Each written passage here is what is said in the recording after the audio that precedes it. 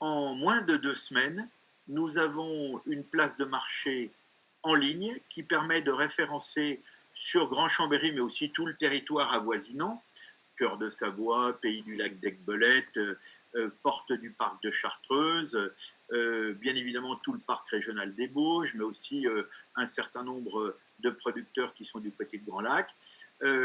Donc à référencer, aujourd'hui 31 producteurs, mais le nombre, Cyril nous le dira, augmente chaque jour, qui sont aussi bien dans le secteur viticole, production de vin, dans le secteur produits frais, fromage.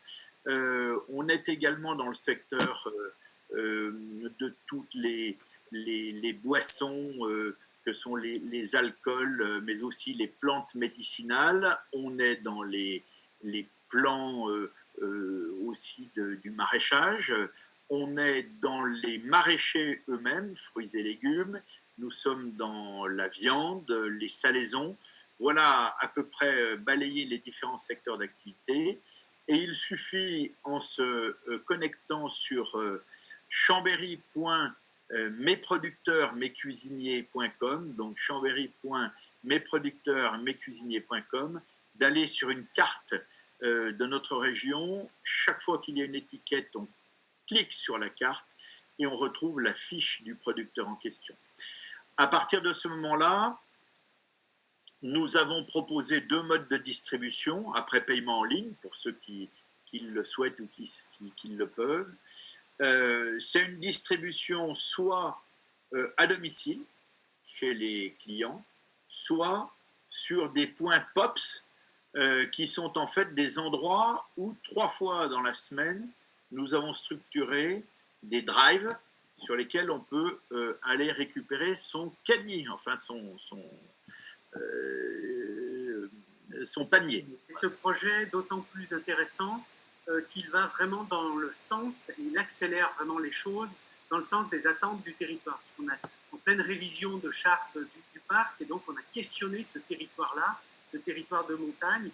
Et ce qu'il en sort, c'est une vraie volonté, une volonté forte d'améliorer l'autonomie de notre agriculture, de renforcer les liens producteurs-consommateurs, de diversifier les produits locaux par les circuits courts, ce qu'a dit Xavier Dulin, hein, bien sûr, ça va être une des grandes vertus de cet outil, d'augmenter aussi la valeur ajoutée en augmentant la production, la transformation et la commercialisation, et ça c'est très important, permettre, là ce sont les prémices d'une organisation beaucoup plus professionnalisée et à une grande échelle, et en restant local, hein, de commercialisation des produits.